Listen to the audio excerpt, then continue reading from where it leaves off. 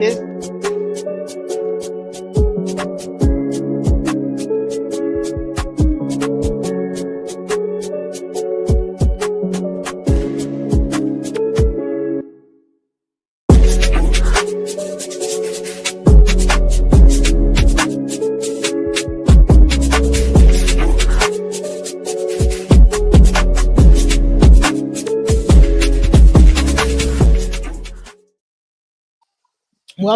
Welcome. We're here at it again.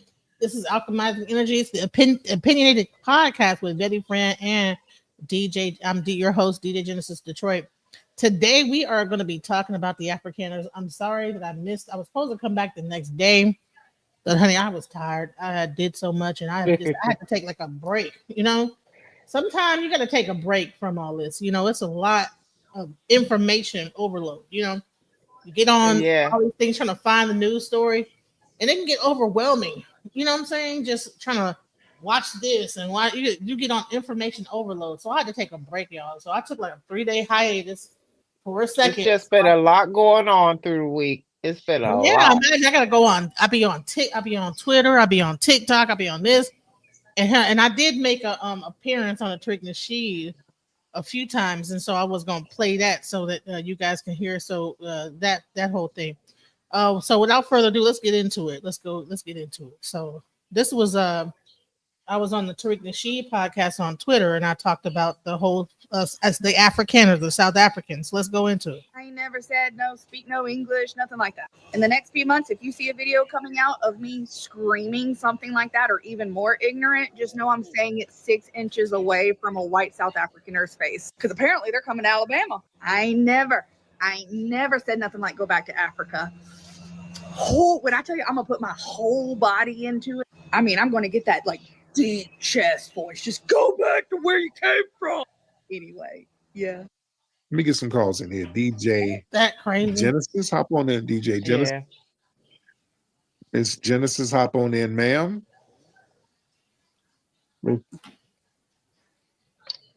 Thing with Trump. I think what he's doing is, well, there's two things I want to ask. The Trump situation where he's removing the ability for civil rights, all those cases. The Doge removed all those cases, and now on top of that, you have the Afrikaners saying they don't want to have to speak English.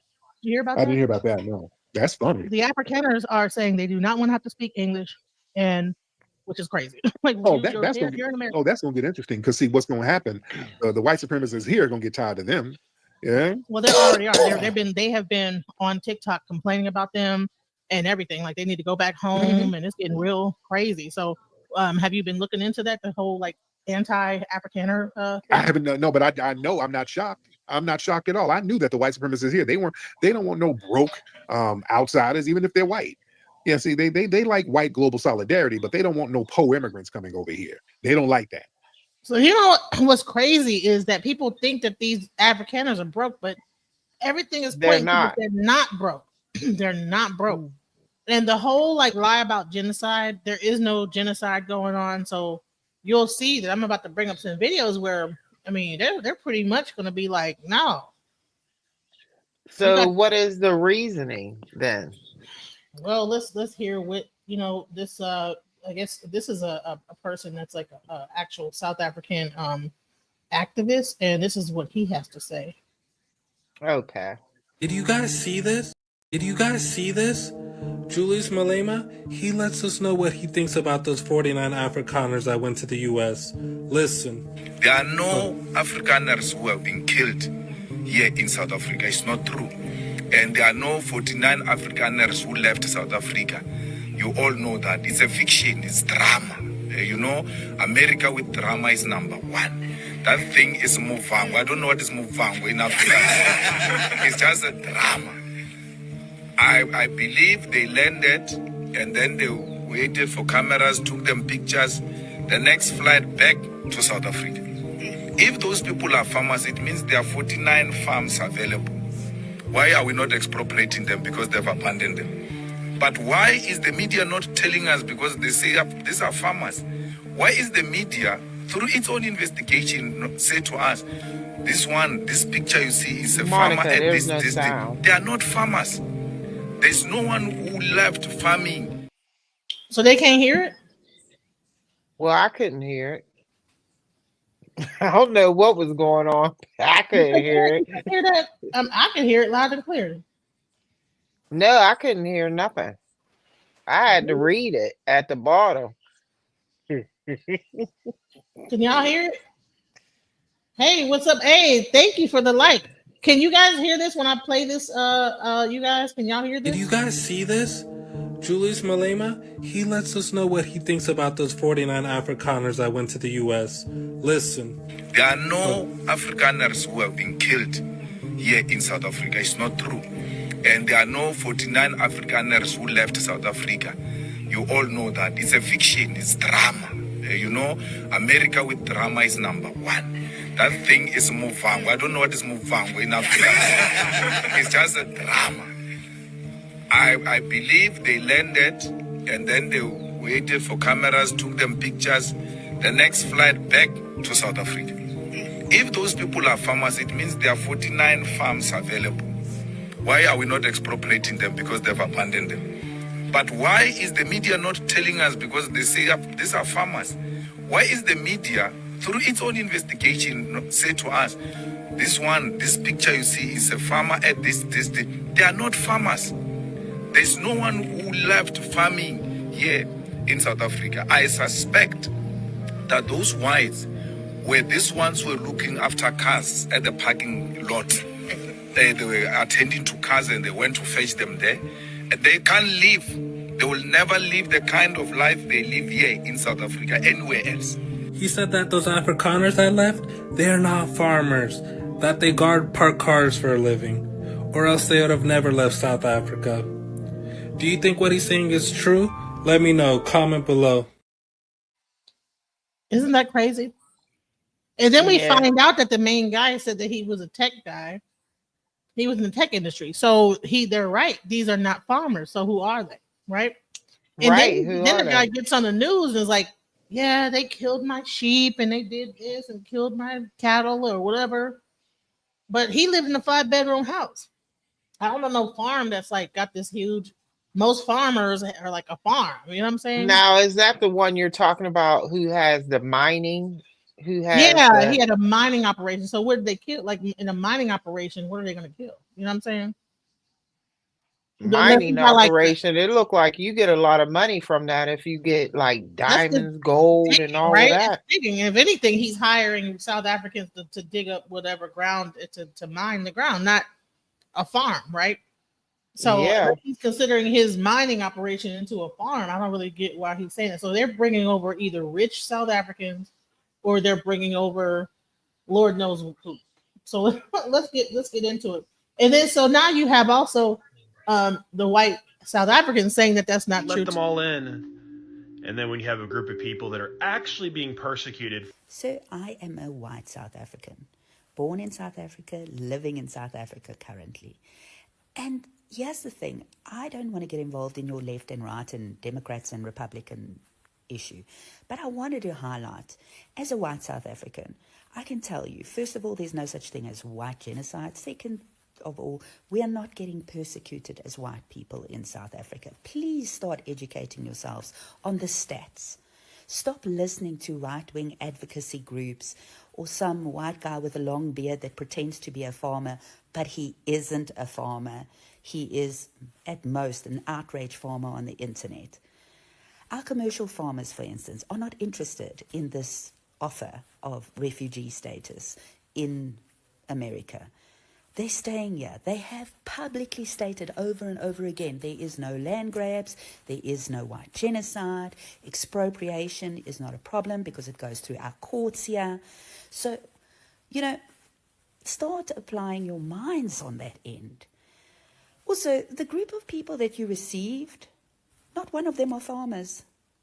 All of them made up background stories and are telling your media that they were attacked on farms. They blatantly What? lied. You've got a guy that All of owned them. an IT firm here since 2008, and it was struggling and failing. He's taken his entire family there. Then you've got another guy that is a mechanic, and his wife was a stay-at-home mother, and he told some media outlets in the US that he survived a farm attack. By what? A tractor. Then you've got another lady that said she owned a farm here. No, she didn't. So you guys really are just looking, well, you've got egg on your face with the type of people you are actually seeing as persecuted refugees. Do a little bit of homework. And honestly, ask South Africans. Just for the record, we don't want those South Africans back. And also, we are happy if you are willing to take more scammers that are going to live off the American tax dollar. It's perfectly fine. Wow. And you know how condescending she is? Do a little research. Let me just say it to you. Do some research. How egotistic. Like, oh, you guys don't know what you're talking about. Because you know what? South Africa is actually beautiful. I've been to South Africa before, you know? But we don't know what they're talking about because we really don't get into their news of their country or what is going on over there. No, we don't. You know, there was a whole situation where they got pissed off at us using, there was this thing in Louisiana where they had the Zulu. It's a Mardi Gras celebration where they used the Zulu thing. And there was a whole battle between the black people in Louisiana versus the Africans over there in South Africa. And they were really like dancing, picking cotton, pretend like they was picking cotton and all kind of wild stuff. Wow. Yeah, it got real disrespectful. And so like do some research. Well, I don't think that Trump is really about like his research is way different than ours, because if you actually look, let's play this right here. So he does a whole interview with the South African government. Let me make sure that you guys can hear this. You to be convinced that there's no white genocide in South Africa. Can you guys hear this? Well, I can answer that for President. It's for him. No, seriously. I'd rather have him answer. Yeah, I'd rather answer that. It will be, our president will respond to you. Yeah, Thank you, Mr. President. It will take President Trump listening to the voices of South Africans, some of whom are his good friends, like those who are here. When we have talks between us around a quiet table, it will take President Trump to listen to them. I'm not going to be repeating what I've been saying. I would say if there was Afrikaner farmer genocide, I can bet you these three gentlemen would not be here, including my Minister of Agriculture. He would not be with me. So it'll take him, President Trump, listening to their stories, to their perspective. That is the answer to your question. But Mr. President, I must say that we have, we have thousands of stories talking about it. Sure. And we have documentaries, we have news stories, and that. Is Natalie here? Somebody here to turn that? I could show you a couple of things. And I would. He gonna show it. Right. Look. He is so like. Let me tell you my please, right. You would, and turn the lights down. Turn the lights. So they turn the lights down, and he's not going to show actual genocide going on. He's going to show a rally against the white farmers, right? He's not going to show like people like, oh, you know what I'm saying, getting beat, you know, when they say genocide, this is like, you know, you're going to see people with machine guns, like, you know, just, it's going to be a mess. When they showed genocide in Africa back in the day, it was terrible. You know what I'm saying? Because you could see it with your own eyes, right? In this case, what happens is he shows this. Let's go. Who are you to tell us whether we can occupy land or not? We are going to occupy land. Yeah. South Africa occupy land. That's who we are. So now we never want to move. Can we withdraw my membership from this useless parliament? Honorable. Yes, honorable member. Must never be scared to kill. A revolution demands that at some point there must be killing, because the killing is part of a revolutionary act. Truth, killing, Ooh, look at that genocide going on. Oh Lord. That's so terrible. They're dancing and chanting.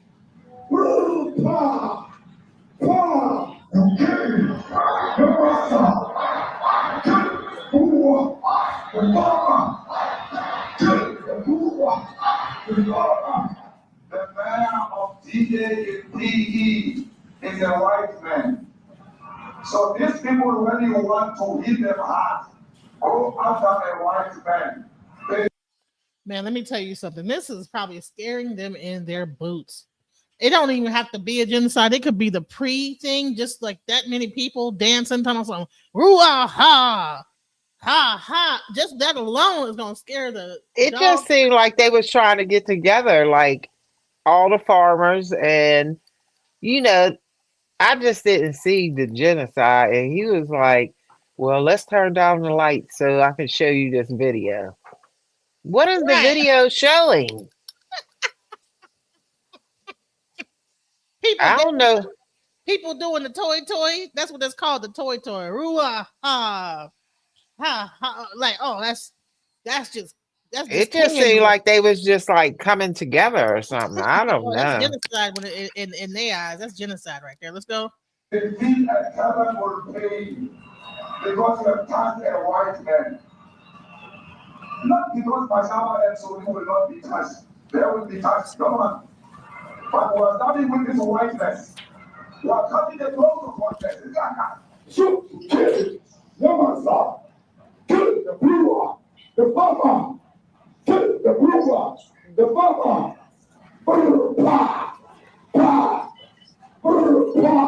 Wait, hold on, Monica. Uh-huh. Are they saying shoot to kill the white farmer? Yeah, that's exactly what he's saying. Yep. Oh, see, that ain't right. No, that ain't right. Right.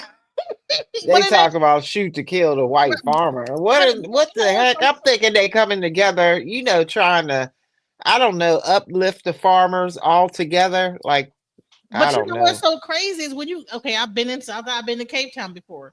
Do you know that you could be walking down Long Street, people are outside eating food and stuff, and it's like a touristy area, right? Mm-hmm. Do you know it be kids doing that? And the white people be eating their food. They think, oh, they're so cute, and give them some, and they be saying exactly what he's saying. You know what I'm saying? But in African or whatever, Zulu language, and they don't even know that they're singing a song saying kill. Yeah, and it be little kids. Yeah, it's the street kids, and they be dancing, and then they collect the money. And they don't the people that's tourists don't even realize that they just giving them money, and they're like talking about killing them. Wow. Yeah, that's how. Yeah. So, but the thing is that okay, but I still don't see genocide.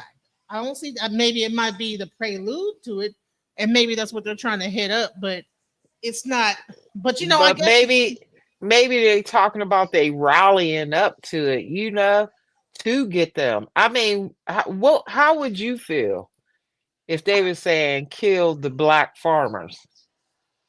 Well, you know what? Does that mean that they have to have refuge, or what? So what does that mean? You think that they need to be?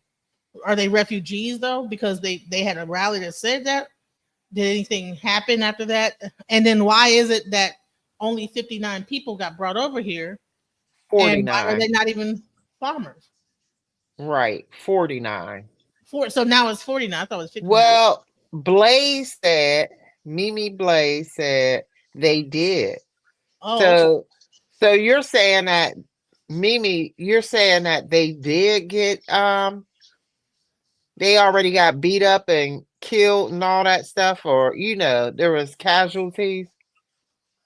Hey, what's up, Pan Mulattoism? What's up? How you doing? Peace, family. How y'all doing? We're good. How are you? We're just covering this. Doing well, thank you. We were supposed to come back the next day because it got real heated on the panel, but I just got burnt out just in general. So I'm doing the show from the time that I was supposed to come back. We had a lot of South African people in the chat, but maybe they'll come back and follow up with it. But yeah, what you have to say about the situation? Yes, and I'll be honest with you. I'll try to keep it brief as possible. Now, whether there is a genocide against the whites in South Africa or not, that's none of my business or concern, with all due respect. But I will say, as a U.S. American, we don't need any more immigrants in the U.S. So I put the white South Africans in the same category as all of the rest of the immigrants in the U.S.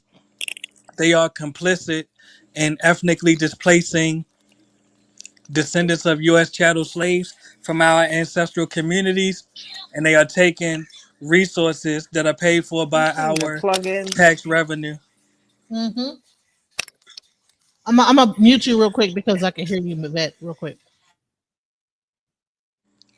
No, go Yes, ahead. Go ahead.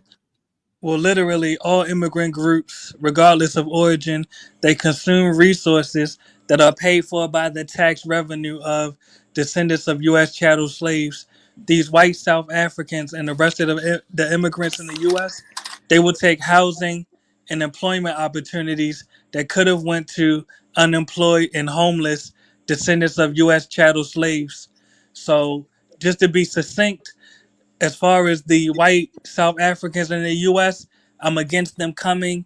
And really, I think that we, as descendants of U.S. chattel slaves, need to advocate to abolish the sanctuary and asylum program to prevent more immigrants from coming to the U.S.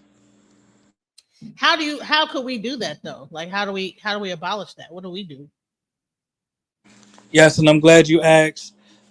We can start by contacting the Supreme Court, as well as the Vice President's office, as well as Trump's office, and the members of Congress and Senate, pardon me, to advocate for a complete moratorium on immigration to the U.S. Now, we may or may not be successful, but it's worth a try. Texas Bama said they're over here complaining, and Trump said they can go back. That's what I played earlier when I was on Tariq Nasheed. They were saying they didn't want to speak English, and I'm like, bro, like what? Texas Bama, you should come up because I want to hear what are they complaining about? What are they saying? Here's the link again. What are they doing? What are they complaining and saying? What like complaining about what? And then Trump had to say you can go back. So he doing all this and showing all this and see that's the thing. He following Elon Musk lead. I'm like, bro, who's the president here? You know what I'm saying? Why are you letting? And I think I've heard that Trump is getting tired of Elon. You know what I'm saying? Or maybe I don't know, but yeah, Trump is just trying to figure it out, asking for the South African president's help, which is his responsibility. It's his people. And to be honest, and when I say this, I'm saying this with love. A lot of the blame is on us and just for the sake of discussion, I'll say U.S. freedmen. Whether you come from an ADOS background, FBA background, or you identify as African American, it's irrefutable that our ancestors were U.S. freedmen. I blame us as U.S. freedmen for turning a blind eye to mass immigration for literally decades because literally we've seen countless, literally millions of illegal aliens encroaching in our communities. And to this day, we refuse to report them to ICE. We still vote for Democrat candidates that support not only mass immigration, not only illegal immigration. These Democrat candidates that we vote for, they literally create sanctuary cities which give illegal aliens de facto immunity, while we, as U.S. freedmen, are being mass incarcerated in these same exact sanctuary cities. So, so what do you think about the whole aspect, the fact that they got rid of a bunch of people that were from Mexico, from like South America, and then now they're trying to replace them with people from you know South Africa and things like that. Yes, of course, I disagree with it. Additionally, I have to say this is natural for any racial group to try to increase their numbers. We, as U.S. freedmen, we are the only people that fight against the increase of our population. We vote for abortion, which has been weaponized as a genocidal tactic against our people. We literally vote for mass immigration, which disempowers the U.S. freedmen vote. So to answer your question directly, yeah, I disagree with Trump and the Republicans advocating successfully and creating an opportunity for white South Africans to claim asylum in the U.S. But I recognize it as natural for any race to want to increase their numbers. Well, I wanted to play this little clip here, Dr. Claude Anderson, when he kind of warned about some of these things. Let's go. Are Sorry, Monica. They have, and I want to disabuse you of any misconceptions. It has nothing in the world to do. Racism has nothing in the world to do with getting along with people. It has nothing in the world to do with bias, bigotry, hatred, or discrimination, or prejudice. Those things have nothing to do with racism. Racism is a competitive relationship between groups of people that are competing to own and control resources and wealth and power. And once they acquire a significant amount of it, they then use it against another group to enslave them, to discriminate, to shut them out, and tell them who they can marry, whether or not they can go to school, or to maldistribute the educational funds for the schooling of another child. That's what racism is. It is a competitive relationship, and it's economic based. It started out as economics in the 1500s, and by the 1700s, it switched over and became a religious issue. It became a religious issue in the 1700s as the evangelical movement moved across America. And they wanted some justification for what they were doing to black folk. Slavery and racism are right. And so he got into the fact that what happened is that the people from South America and like different countries like that will be able to wrap themselves in our suffrage as from chattel slavery, and then begin to get like some sort of, I guess, to people to feel bad for them and then go forward. Are you aware of that speech, guys? Yes, I've seen it. It was called Powernomics. If anybody in the audience is not aware of it, yeah. So, what do you think about that? Do you think that this still applies with this whole situation with the Afrikaners, or is this something else now? Yes, I'll answer. Definitely, the white Europeans supporting white South Africans coming to the U.S. This definitely increases the powernomics of white Americans, especially since they are experiencing a population decline. So, like I said, I see this as natural. The white man wants to increase his numbers in the U.S. He sees that Hispanics are essentially numerically gaining on them, and the white man does not want to be a minority. I think that's correct. That's correct. And I'm sorry, Monica, I had a technical difficulty. No, that's cool. You're good. You came back. So let's. But did you want to say something? No, I'm just listening. I just said that's correct. I agree with him. Okay, let's go with this. So we go further into this. Now, this is what President Trump and the president of South Africa were looking at, I guess, to show the genocide going on in South Africa. So let's go. Who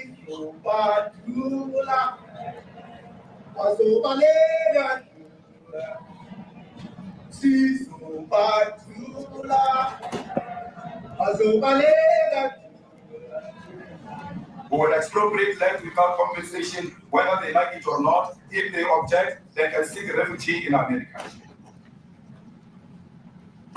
Now this is very bad. These are burial sites right here. Burial sites, over 1,000 of white farmers, and those cars are lined up to pay love on a Sunday morning. Each one of those white things you see is a cross, and there's approximately 1,000 of them. They're all white farmers, the family of white farmers. And those cars aren't driving. They're stopped there to pay respects to their family member who was killed. And it's a terrible sight. I've never seen anything like it. Both sides of the road, you have crosses. So wow, that's long. Okay, so they've killed thousands of white farmers, and so are these the families of those white farmers, or is this 59? This is thousands of these refugees, and they're displaced. So, no, he just said that's 1,000 of farmers and their families. Only 50 wanted to come over; the others wanted to stay. So if they have all this going on with thousands of farmers, now that still does not equal a genocide. I'm sorry, genocide. Come on now, let's go. Those So they're people were trying to killed. say they got killed Have they by. told you where that is, Mr. President? No, I'd like to know where that is. Because See, now the president of South Africa saying, "I want to know where this is." I don't mean to laugh, but I want to know where it's at too. Right, where is that? What in the world? He said, where this is? You know where this is, Mr. President? So is this a real thing? Like, what's going on? Let's go. Okay. this I've never seen. He's never seen. Okay. I mean, it's in South Africa. Let me clarify that, because what you saw, the speeches that were being made, one, that is not government policy. We have a multi-party democracy in South Africa that allows people to express themselves, political parties to adhere to various policies, and in many cases, or in some cases, those policies do not go along with government policy. Our government policy is completely against what he was saying, even in the parliament. And they're a small minority party, which is allowed to exist in terms of our constitution. But you do allow them to take land. No. You do allow them to take land. Nobody can and then take when land. they take the land, they kill the white farmer. And when they kill the white farmer, nothing happens to them. No, nothing happens. There is criminality in our country. People who do get killed, unfortunately, through criminal activity, are not only white people. Majority of them are black people. And we have now The farmers are black. The farmers are not black. I don't say that's good or bad, but the farmers are not black. Why aren't the farmers black? But there is black farmers there as well too, No, right? he's saying the farmers are not black. So which one is it? So what's going on? If the farmers are not black, then what's happening? You know? And to be honest, this is why I'm neutral on this particular subject, because if the black South Africans have allowed the whites to be the majority of the farmers and the majority of the wealth holders in that country, it's on the black South Africans to change that. And if they won't change that, then that's on them. But as far as us in the US is concerned, that has nothing to do with. Wait, what did he say? Yeah, I apologize. I went out. And when I Okay. say this, I'm not insensitive to women and children being killed. I don't want to see anybody get killed, grandmothers getting killed. But I will No. say, if there is a genocide against the whites in South Africa, once again, it's their responsibility to change that. That has It nothing to do with is. exactly. That has It's nothing to not do with us ours. in the U.S. Why are we the one that gotta take over and Exactly. because we want to have some kind of political power when it comes to South Africa? Because you have China taking over everything else, and so therefore we're trying to like make a stake in that area. That's what I think. That's a I good. think That's a good point. you Yeah. know, let me see if I can catch where he was arguing. Hold on. That we have here. If we had real reporters, they'd be covering it. But the fake news in this country doesn't talk about that. They don't want to talk about it, but now they have to talk about it. But they won't. This won't even be a subject. They'll have him talking about why did a country give a free, think of this. Why did a country give an airplane to the United States Air Force? Okay, the United States, not to me, to the United States Air Force, so they could help us out because we need an Air Force One until that's Air Force One. It's being built, 2 of them being built. But Boeing's a little bit late, unfortunately. Oh So why did boy, they he's give us a going in a plane tangent. to the United States Air Yeah. Force? Oh, That's I'm what about to break idiot that whole talks thing about down right after now. viewing a thing where That's thousands of bullshit people what he are just said dead. right there. I'm sorry, I don't have a plane to give you. I wish you did. I take it. I would take it. If your country offered the United States Air Force a plane, I would take it. Okay. But coming Wow. back to this issue, which I really would like us to talk about, and talk about it very calmly. We were taught by Nelson Mandela that whenever there are problems, people need to sit down around a table and talk about them. Well, there are And this is precisely what we would also like to talk about, including, of course, trade matters, investment matters. So the issues that concern you as the United States. So really, this is like and see what he did? Why did he in bring many up the plane? ways, I mean, one should say, You are a partner of South Africa, and you are raising concerns. And these are concerns that we are willing to talk to you about. Let me just add quickly. Man, hold on. No, I gotta. Before I go any further, I have to address this plane situation because that's propaganda. That's BS. Okay, so if anyone did not see the thing, so on my channel, we have several series. One of our series is called The Unseen Government, right? And it's held by Baba Yashabaya. Baba Yashabaya, okay, breaks down this whole thing about this plane, okay? Because now, who gave the plane? That's what I want to know. I think it was the Saudi Arabian government. Let's go into it. Let's go. If you go back, Or Qatar, was it? My bad. I ain't gonna cut the video. Yeah, or something. I don't know. I don't know. We're about to go into it because I think it was maybe it was Qatar. But he about to go into it. And if you guys get a chance, please watch this whole breakdown because it's so far we're in part 2 of it. Qatar, okay. We're in part 2 of it, and he's about to break down this thing with this plane that he's up there. I don't even know why he's talking about that. We're talking about South Africa, and he brings up this plane. So now that he brought it up, let's go into it. Let's go. but go back and look at the history of that plane and they was trying to sell it back in 2012, and nobody would buy it. It became a Trojan, not a Trojan. It became a pink elephant in their government because just to upkeep that thing. So they decided, seeing that he's going to be a king and it's egotistical and all this, let's just give this responsibility to the American people. Let them pay the cost to do all this upkeep and all this. No way under the sun. Damn it, to call you back. I'm on the show, okay? No, I want you guys to check this out because listen, we be covering all we be so covering. Now this is no attack respect. I'll ask y'all, don't believe nothing that I'm saying. Don't get all offended. Don't get your hair in a bunch. Go do the research. Research that particular aircraft, when it was built, and when it went on the market, and they couldn't sell it. So what's the next thing you do with stuff like that? You use it. You can call it bribery, but see, so well, that wasn't bribery. What do you think it was? No, it wasn't. It was that I'll just give you my junk, to you, and you take care of. So you're saying to make that plane into an Air Force One level plane, it would take $1 billion. Big and plus, because they got to go and slow down and make sure that there is no listening devices to record anything that happens on that plane. Because the big thing now is information getting out.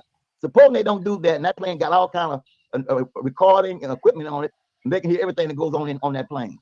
They're not going to jump from that plane because Air Force One has got an operating room on it. It's got a hospital on board. It's got a lot of things got to be put on this plane.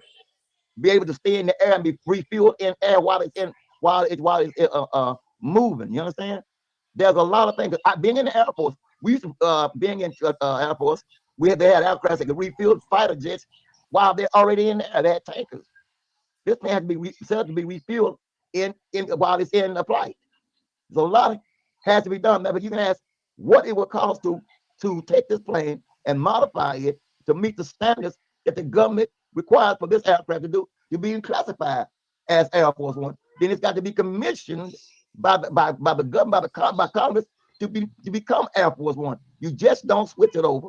There is a process it has to go through in order for it to be accepted or named Air Force One. You got Air Force One and Air Force Two, because one is for the vice president. It's not a jumbo jet. The Air Force One is a jumbo jet, but Air Force Two, don't have that hump on it. It's a different style. But Air Force One, your commander in chief is on there. All these people, it's set up a certain way. Then they got to have an anti device on it to fight off any attempts to blow it up or to shoot it down. Armored, and it's equipped with advanced electronic countermeasures, including defensive flares, electronic jamming equipment, and technology to divert heat-seeking missiles. Though the exact specifications remain classified, aviation experts confirm the aircraft can withstand significant external threats while maintaining full operational capability. And it can do all of this indefinitely because of this feature. Known as aerial refueling, this practice involves flying within 75 feet of a KC-135 stratotanker like this one, and taking on fuel while still flying. Though rarely practiced for security reasons, this capability means that in a worst-case scenario, the commander-in-chief would continue to lead the nation from the skies for days or even weeks if necessary. And he would be doing so with one of the best aviation engineering plants in the world. The engines powering Air Force One are themselves engineering marvels. The current VC-25As use 4 General Electric CF6-80 C2B1 high bypass turbofan engines that each generate approximately 56,750 pounds of thrust. These engines were selected not just for their power, but for their exceptional reliability record. According to General Electric's internal data, these engines have accumulated over 50 million flight hours with commercial operators worldwide, and their reliability rate exceeds 99.98%. So he's up there talking to the South African government about how Qatar gave him this plane. The plane is actually $1 billion liability, and he can't get on that plane unless we spend $1 billion to fix it and make it up to the standards of the real Air Force One. But because he is so egotistical in his thing, he wants to have this luxury looking plane because whatever. They have to actually go and make this plane into something. But the plane that he's talking about, so why are you telling us, well, you want the South African government? He's like, well, I wish we can give you a plane. We don't got one. Okay. So that's crazy that he's even bringing up this plane. And let's go into how more it's just crazy. But what makes these engines truly special are the modifications for presidential use. Engineers apply special acoustic treatments to reduce the engine's noise signature, and additional shielding protects critical engine control systems from electromagnetic interference. Perhaps most crucially, the engines feature specialized sensors that can detect potential failures before they occur. This allows for preventative maintenance to occur before a problem arises that ensures the president is never stranded due to mechanical issues. And the engines definitely need to be reliable. Bottom line, this plane is off the chain.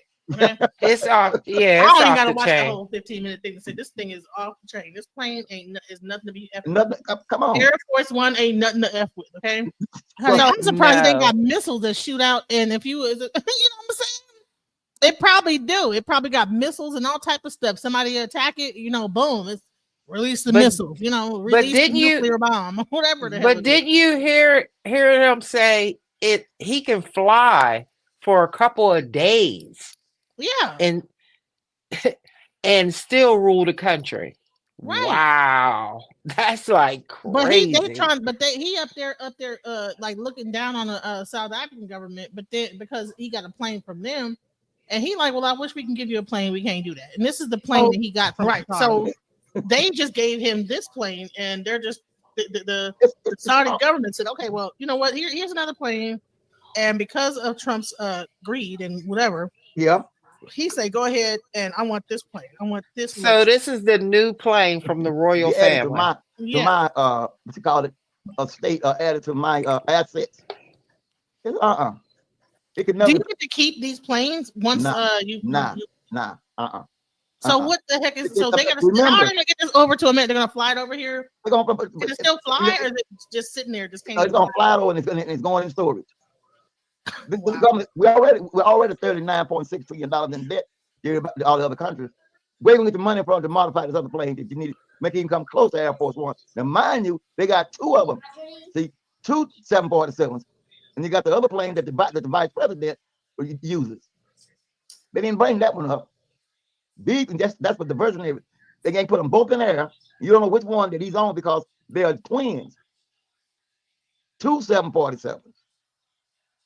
So he just want to be king. Want to be king. I want to be recognized the most popular man. Anyway, remember I told you about what he said. And don't even realize this could be something that they can just crash that bitch into the ground. Yeah, but it's gonna be hard because we're set up to avoid that. You know what I'm saying? So when he talks about that plane, that's exactly what he's talking about. So I don't even know why he even brought that up. You know what I'm saying? That's stupid. So that just shows what level of intellect that this guy's working on. He's more working on that. So let's go. Criminality that we are experiencing in our country needs quite a lot of technological capability. And in one of our areas in South Africa, we're using US technology, which is able to, in many ways, identify where shootings are happening and all that. And I'd like to talk about that because there is support that we can get from you as the United States to help us deal with all these acts of criminality. And that is what I believe partnership is all about. Hey, what's up, Mel? Welcome to the panel. How you doing? Hey, Mel. Thanks for having me. Hello, how are you?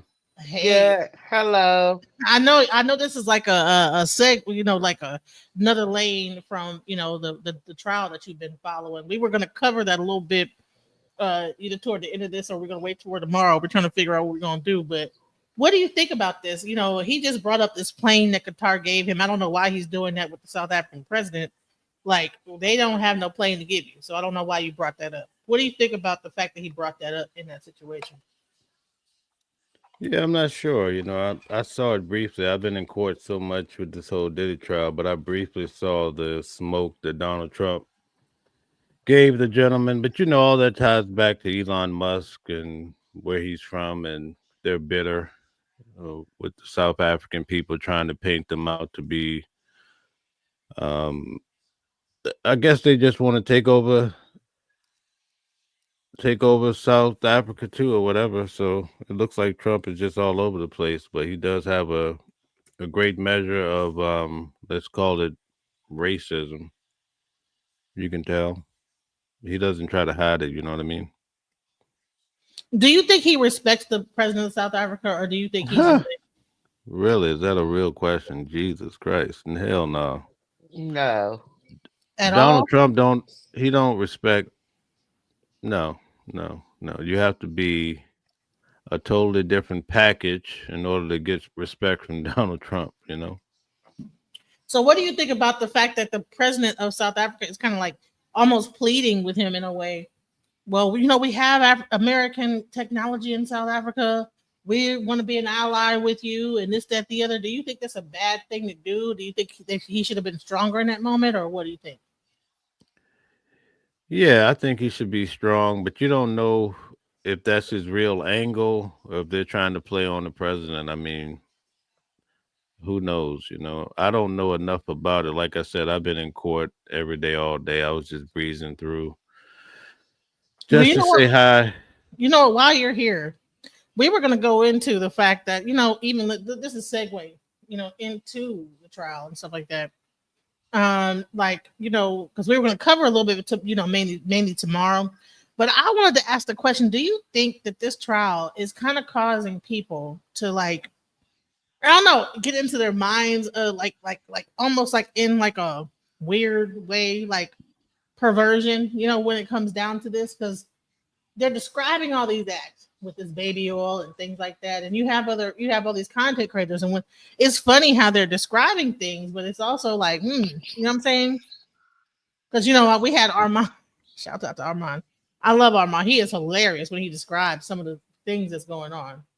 But like, I don't know if baby oil have went up in I'm not sure if the stock of baby oil and Astro Glide have gone up, since this trial existed. What do you think about the way that things are being kind of brought? Like, is it like kind of making like people curious in that way of like freaky stuff?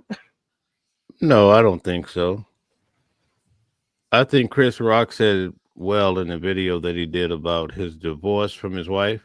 Mm-hmm. And he said he was watching so much porn. First, he started off with maybe, let's say, regular porn, maybe a little wild porn or what have you. Then next thing you know, he wants an Asian woman with a black ass butt and whatever. So the longer you look at these things, in order to get off, now you have to look at something more extreme. So all the people that are judging Diddy, if you pull them in and they had to sit there and show what kind of porn they've been looking at for the last year, Yeah. they wouldn't be able to take it because this is Mm-mm. not something, it's not like introducing people to perverse things. People are perverse, Mm. and the problem is religion has you thinking that humans are so far advanced in animals, right? But in reality, and I know you don't agree with this type of thinking, but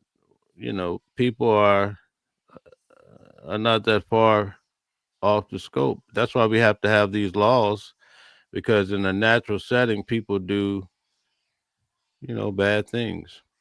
Why So do do you you think it's Yeah. so hard? Why do you think it's so hard for people to follow the law? Because they're in the natural setting, they want to do things. Why do you think it's so easy for people now, these MAGA Trump supporters, so easy for them to disrespect black people right now because that's what they want to do all the time. You know, it's now Trump is like letting them come out of the closet. So I think most of the people in the courtroom, if you ask, hey, everybody come in tomorrow and show what type of porn you're looking at or what you do in your bedroom, it would probably turn your stomach. Mm. So as this whole thing is going on, is it seeming more like a RICO trial, or is it just more of a trial where we're talking about like It's a FRICO trial. It's not a RICO trial. But RICO? they're gonna prove Thank it. you. Thank They're you, gonna, Mel. you know, Diddy was the Al Capone of lube. That's all. Yes. Yes. You know, he was pushing lube. He was pushing baby oil. The problem is this: Diddy needs to be judged in the black community, but the government has him. And what's going to happen is everybody's caught up on Diddy. Listen, I'm in the courtroom every day. What he did was bad. It's terrible. You should never beat women. If it No. was my daughter, he probably wouldn't be existing, and I'd probably be the one on trial. That's just how it's going down. I don't care. I said what I said. You shouldn't beat women like that. You shouldn't disrespect women like that. You Mm-mm. came from a woman. Your sister is a woman. Your grandma is a woman. Like, what's going on here, right? Mm-hmm. That's the real nature of this whole thing. But I will say this trial is bigger than Diddy. And when you put Diddy in that seat one day, they're going to start putting all the NFL, basketball players, rappers, everybody's going to be sitting in this seat because what the government is doing, They're doing it now. they're setting this thing up to where you have security guards, you're telling them what to do. Yeah, you're a billionaire. What you're supposed to do, right? You're going to tell them Right. to Mm-hmm. go pick up your cheesecake, right? Baby Mm-hmm. or whatever it's going to be, you're going to send your security guard because that's what you're paying them for. You're not going to go do it, And okay? you're paying your Um, assistants, you're paying everybody. You're running a business. So yeah, you know that a CEO is an asshole right off right. rip. Mm-hmm. So because they're running a business and they got so much stuff going on, they're going to be snappy. They're going to be this, but all that beating and stuff, that right there That's is abuse. wrong. That's Yeah. abuse. But here's my point. What'll happen going forward is let's take Shannon Sharp for instance, right? Mm-hmm. And I I think he next. remember He's next. he told somebody he was like he don't sleep with women according to his age. He sleep with them according to his wage. Okay, so you take that That Mm-hmm. was philosophy. Monique. So He told now, Monique that. That was Monique. okay, so now you're at 55 and you can reach back and grab somebody that's 20 that would probably never give you the time of day. But there's a new currency out there with this whole OnlyFans, right? So this is the market. So just like you have, and I know I'm probably going to offend a few people tonight, but it is what it is. I'm just talking facts from my reference point. But a lot of these girls, you have their aunties and mothers or family members, they school them to the game. It gets passed on from generation two. Like every side tries to survive. So I'll learn tips from my grandfather, my uncles, they'll tell you this. They call it kicking game and all this craziness. On the flip side, women have that same commodity. And so the auntie says, hey, you got this guy, he got money, shake him down, get him for his money, girl. You know, this is what they're talking. You go to some of these channels, they teach women, how to approach guys that have crazy money and shake down his pockets. Yeah, On the she flip Rod 7. side, guys are falling for it, right? And then things don't go well. Like in this court case, when Cassie and her husband, at least the defense painted the picture, when they ran out of money and had to go back and live in Connecticut in the house, basically, I think she grew up in. Now you go from Mm-hmm. a mansion to going back with your husband and two kids, living with the mother, like within months, you have this lawsuit against Diddy, Mm-hmm. right? And Yep. now you know how the story went. 20 million, walk 10 away with, million. get Yeah, another 30 10 million million, total. another 10 million from the hotel. Yeah. Which I So, don't can you answer that? Did you ever look into that? Like, why did she get 10 million from the hotel? oh well, I can She tell you did a that. lawsuit against because Right, of the but listen, video. that everybody in court went crazy about that. People go crazy about that don't have money or have never won a lawsuit. You could be at the Mhm. hotel and you fall. Are you going to sue them? Yeah, you got hurt, Mhm. right? You suffered some losses. So you're at the hotel. The security guard comes. Who leaks the video? The security guard. Okay. Why did he take a? He took his cell phone, right? This is what he testified. I'm in court listening to him. He took his cell phone, the video of Diddy and Cassie. He records it. Why did he record it? He wanted to take it home and show his wife. Well, Wow. Texas said No, he they were liable That's because she was hurt on their property. okay. So that's true. That's the next point. So now you have let's here's the first point. He did that. What I just explained. Not only Mhm. that, she's getting beat on the property. She's hurt. The response time, who knows the real reason, but there's a lot there as to why the hotel, if you sue them, they're not going to want to have to. We didn't hear about that in public. We heard about it in court, right? Right. So she they really settled had they them. settled it out of court. They She didn't want really they didn't want had them. She had a good argument. It would be bad publicity for the hotel. So she got paid. I mean, it's not like it's something astronomical. I think anybody in their right mind would have did the same thing, you know. well, but 10 million is a lot of money. Yeah, but listen, when you have the hotel in that type of scenario, I don't think that 10 million is nothing compared to the bad publicity they would have gotten. And they still Yeah. getting back publicity because she went to court and now they showed that thing over and over again in the courthouse.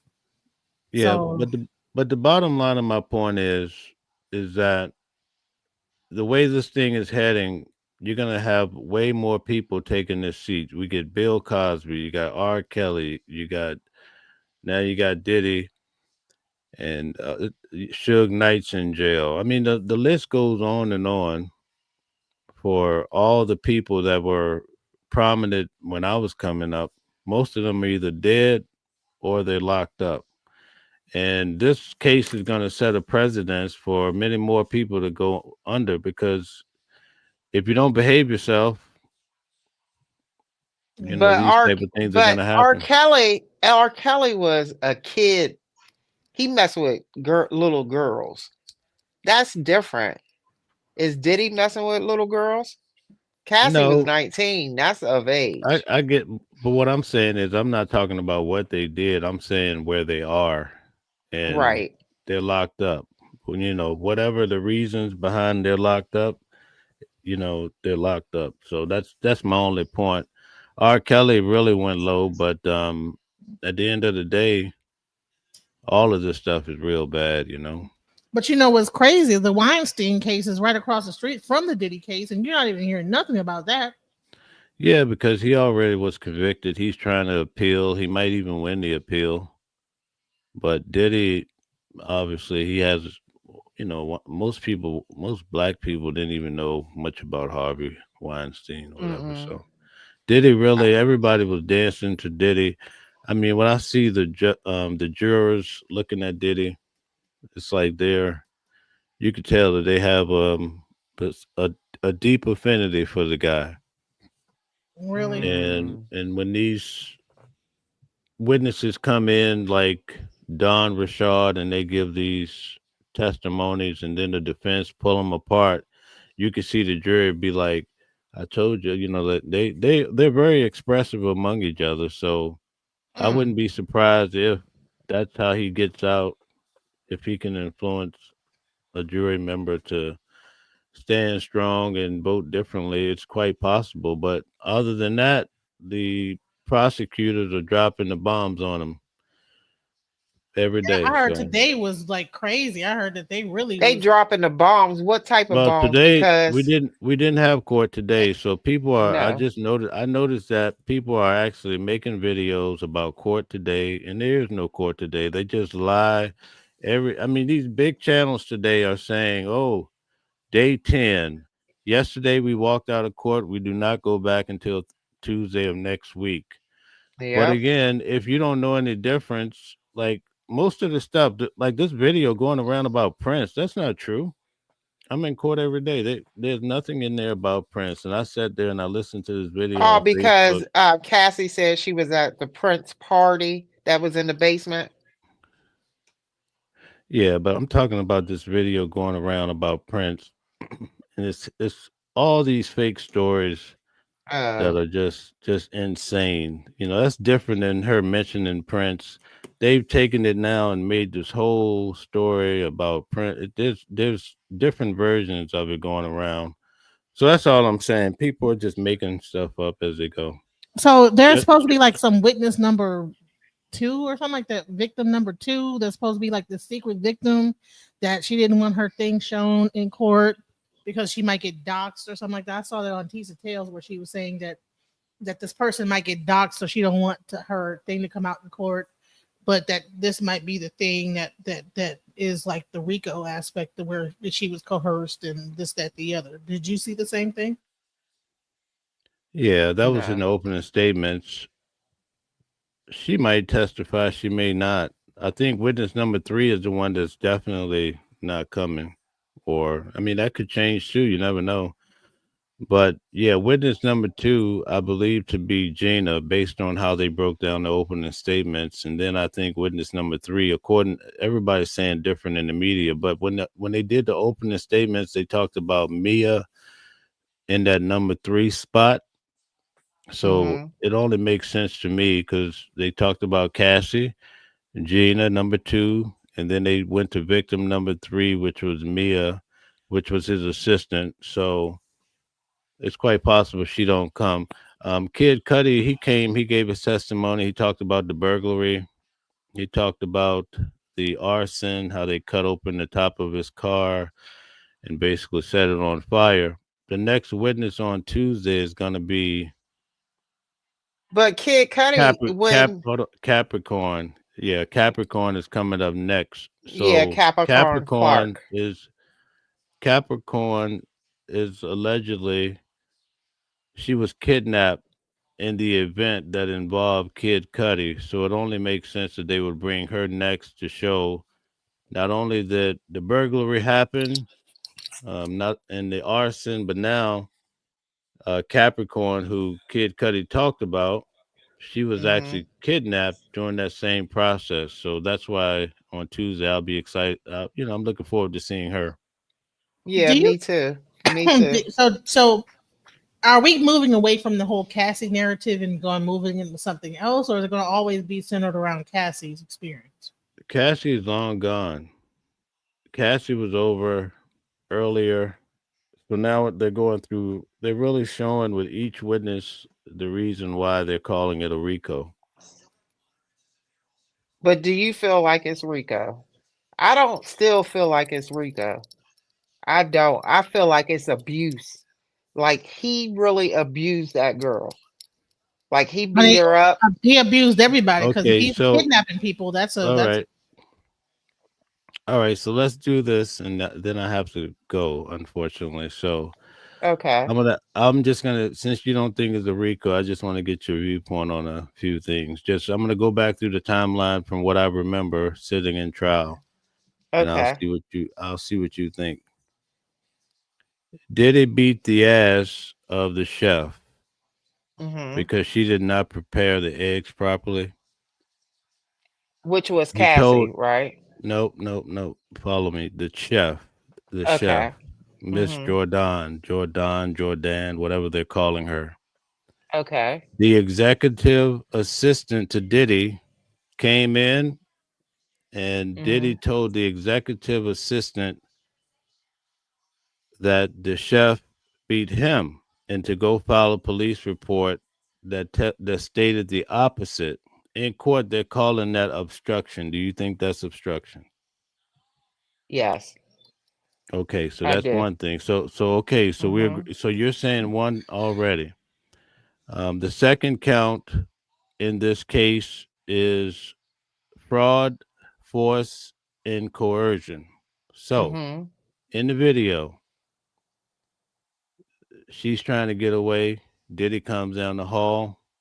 He's kicking her, doing all that, and then he starts dragging her back to the room. Would you agree that that's force? Yep. Yes. Okay, that's force. Okay, Cassie testified, right, that Diddy gave her a 10 album contract, and the very first one is the only one she put out. And then after that, she was a very beautiful woman. She was a model. He would not let her model anymore. She also would go to places and show up and do an appearance. Like a guy like Charleston White, they pay Mm-hmm. you 20,000 to just show up. So she had those opportunities, but Diddy told her no. Common wanted to do a video or a song with her. Diddy said no. She said basically she could not make any money after that one album. So now he's given her an apartment, a Jaguar car, and basically control everything she do. They say, well, why didn't you leave? Well, I couldn't leave. I'm totally dependent on him, right? So is that Mm-hmm. coercion? That's what they're calling coercion. Does that sound like coercion to you? It does. But hold It on. does. Didn't the defense also show pictures of her doing model shoots, doing Vogue, doing like different like stuff, like when it came down to modeling and stuff? So No, if I that's didn't. true, I did not see that. That's probably from the media. So But anyway, tell, yeah. go ahead. can I say something? Can you tell me this? This is the statute of limitations is 10 years, correct?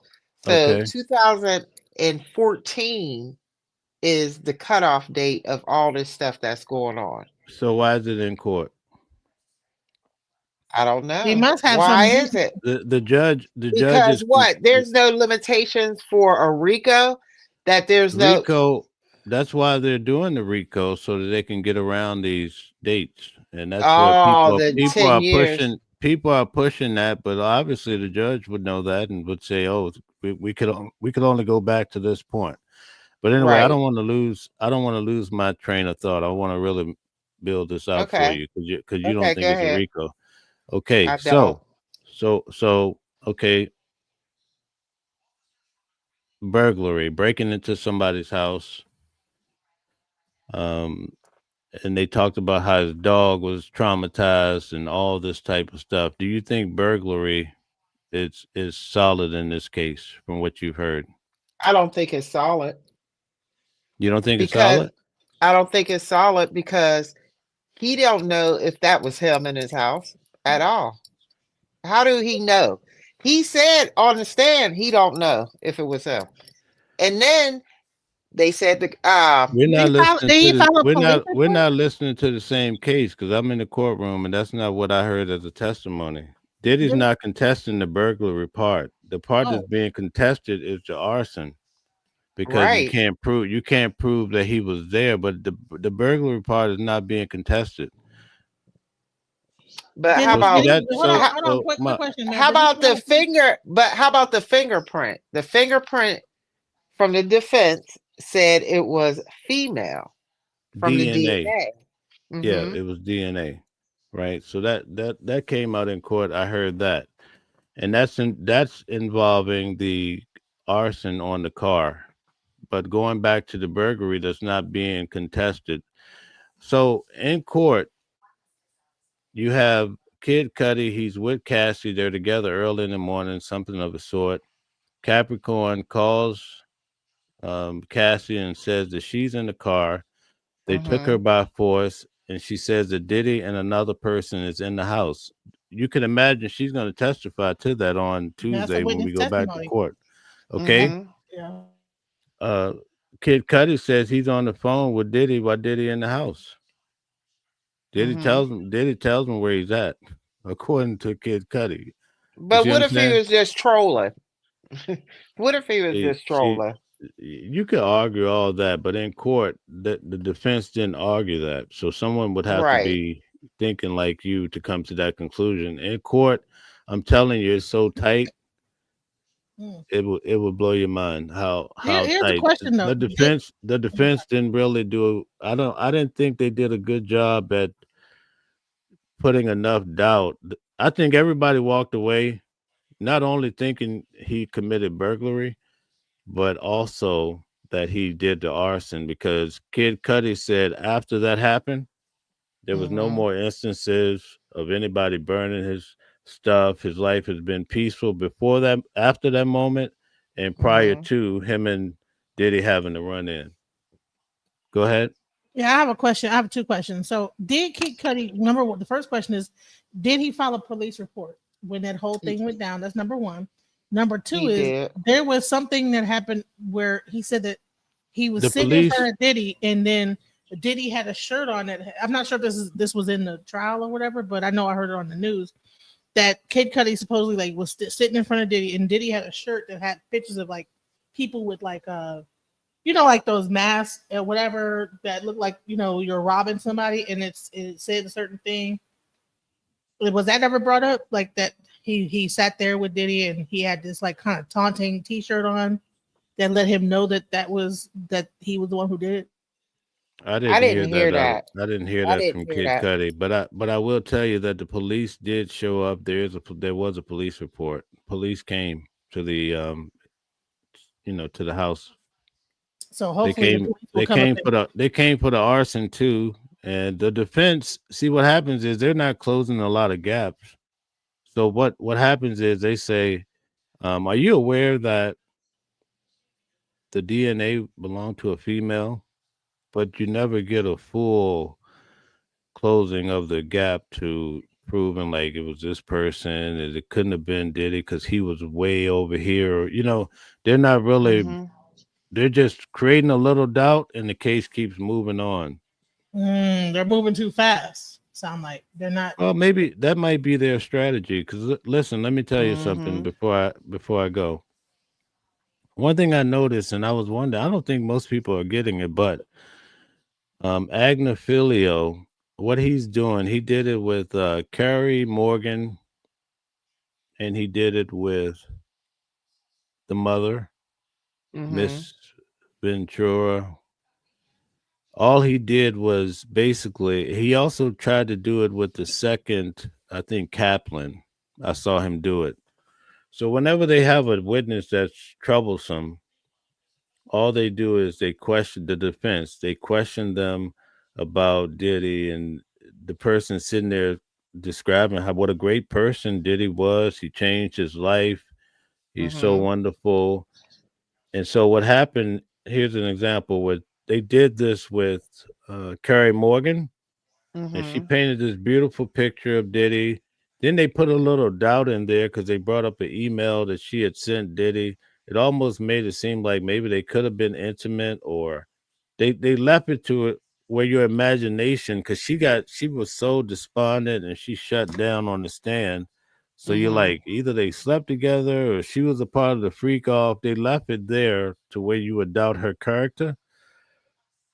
But what happened was they let her stay, and then on the redirect, when the prosecutors come back up, they says, Mm-hmm. okay, let's get back to it. In Jamaica, did he beat her ass? I'm just saying it this way. Did he beat her in Jamaica? And then the defense stand up. Wait a minute, we didn't bring that up. Hold on here. Mm-hmm. I didn't say nothing about that. See, so their strategy is when they have a very bad witness to hurt Diddy, they don't get into any of the who, what, when, where of these occurrences. They just try to keep it, tell a nice Simple. narrative, build some Mm-hmm. character for Diddy. So is the So it's rule in prosecution that if they didn't bring it up, they can't cross examine them about the same another no, subject? because the judge, when the defense stood up and says, "Hey, we didn't talk about Jamaica in that beating," the judge says, "Overruled. Sit down." He didn't Mm-hmm. say sit down, but I'm just saying. Wow. So man, that's great. That so it looks like it's so from what you're seeing is that it might be kind of like on He, the there's prosecution only side. one way, and from what I gather, I think it would be witnesses that cannot find him guilty, like 1 or 2. It's going to be something like that if he gets off, because we're only after 2 weeks here, and they're just dropping. I mean, this guy come in and he talks about how his house was burglarized. Mm-hmm. The Christmas gifts that he had wrapped for his family were open. Right, His but dog, nothing his was took. Nothing was it took in does it there. it doesn't matter. You don't have to take anything to be charged Scared to with death. burglary. Yeah. Burglary is burglary. You can't go into somebody's house. So No. basically, they're trying to paint a picture that this guy was running a criminal organization. They say enterprise, and he basically would do whatever he want to taunt people. So think about it. Cassie has gone. She told a damning testimony. Even with the cross examination, her story, that video still stands. Even though this is not a domestic violence case, it showed you the character of the man. That's what they wanted to establish. You see what I'm saying? They want you to Mm-hmm. see that this guy is capable of doing some bad stuff. So now, when we come back Tuesday, after we heard about burglary, now imagine they didn't want. Let me give you this quick example.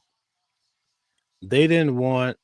This is before they brought the jury back in. They're having the discussions and arguments.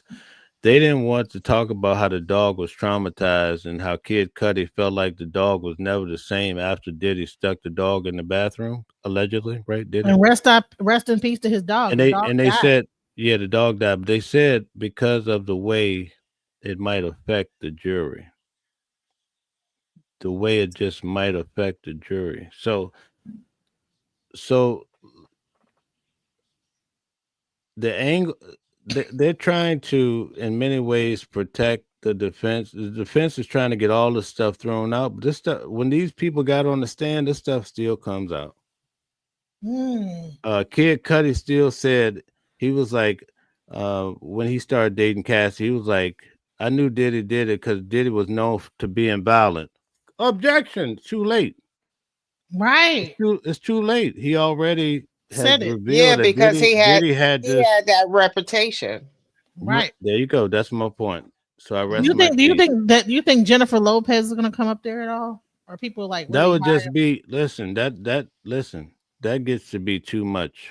So hopefully that's so far back. Well, listen, I shouldn't say that. Hopefully for the defense, not hopefully for me. Hopefully for Diddy and the defense, that the girl that got shot in the face, the claim she saw Diddy do it, all Mm-hmm. this stuff. Hopefully that stuff don't come out. That'll be too much. And I use this illustration, right? If you take a balloon and you drop water in it consistently, right? At first, it's like you're not doing anything, but eventually, now mind you, we're in here 8 weeks. They cut it down to 6. But if you keep dropping a little drop of water every day, eventually that balloon is going to fill up, and eventually it's going to burst. So that's Mm-hmm. what they're doing every day. They're dropping little drops. The prosecutors, and after a while, people be like overwhelmed. Like, man, this guy, it's like you have your son or your daughter, and every day of school they're doing something all day long. Every teacher, he kicked this girl, he didn't eat his lunch, boom, boom, boom, boom. After the week, you're like, I think you're doing some of this. You know what I mean? And Yeah. Mm-hmm. that's what they're doing. They're building such a case. Like after 2 weeks, you're like, okay, maybe he can get off. But after you have a whole 8 weeks of this, I don't know Mm. what's going to be. A life in prison is what the We're issue. coming. Listen, we're coming right back to court on Tuesday to kidnapping. That's like, this is getting to be too much. You know what I mean? Mm-hmm. But hey, if you listen to some of these other analysts, I just interviewed a legal analyst on my channel. Her name is Candace Kelly. She Mm-hmm. teaches other attorneys. She's a professor at the university, and you should go to my channel and check out her take, because it'll kind of scare you. We You might know, go ahead and play it, Mel, because play yeah, we it. want to. She is bad to the bone. Believe me, she knows her stuff. So anyway, thank you guys for. Wait, but hold on before you leave. There was one last question I wanted to say. All right, All right, let's rock. so you have Nature Boy, you have Suge Knight, Do you think it is a plot going on to when black people become well known, making a whole lot of money, when they get to a certain level, they either end up deceased, in jail, or like on drugs? Like, is there like a certain thing to where it's like set up like that? Like they say, okay, listen, we'll give you a certain amount of fame, but at the end of it, you're gonna be completely discredited because when I'm looking at this whole, or do you think it's just because that's how they were running their stuff? You know what I'm saying? Because I'm looking at this whole thing, and I'm looking at Bill Cosby, Shannon Sharp, and like when they get their fill of the person, they get everything they want to get out of them, then all of a sudden these court cases come up, and then you see these women that come into the play are the thing that the downfall of the guy. You know what I'm saying? And do you think this is like a setup, like a Hollywood like conspiracy type of thing? No, That's what it's been. Like I've seen. I don't believe that at all. I'm in court. I don't either. And I see a lot of artifacts and so forth. Has nothing to do with a conspiracy. This is about the nature of one man in one case. If you go to R. Kelly, you're gonna see his demons, and then you go to Bill Cosby, you'll find out. I saw the video where he said he talked about the whatever you call it, the Spanish fly or whatever. So that's just people. Here's the problem. I'm gonna break this down for you, and really gotta go. I have to do another show in a few minutes. If I can, I would love to play that video that you have like that. Yeah, go ahead and play it, right? Yeah, go ahead and play it. She's really good. No,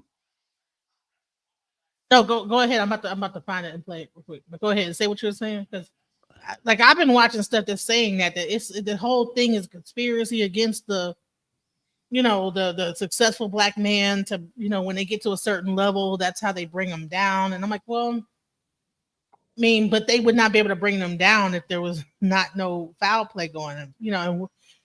I think they do it to themselves. Like I think Diddy solely did everything that he did that to himself.